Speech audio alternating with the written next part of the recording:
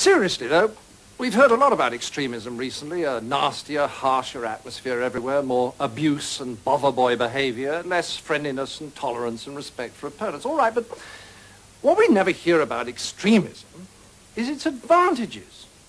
Well, the biggest advantage of extremism is that it makes you feel good because it provides you with enemies. Let me explain.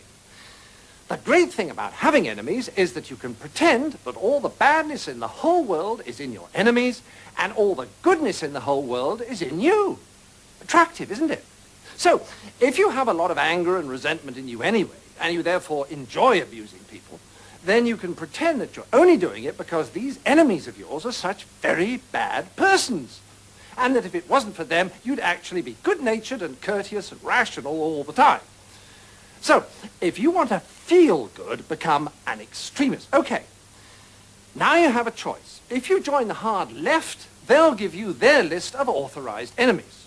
Almost all kinds of authority, especially the police, the city, Americans, judges, multinational corporations, public schools, furriers, newspaper owners, fox hunters, generals, class traitors, and, of course, moderates.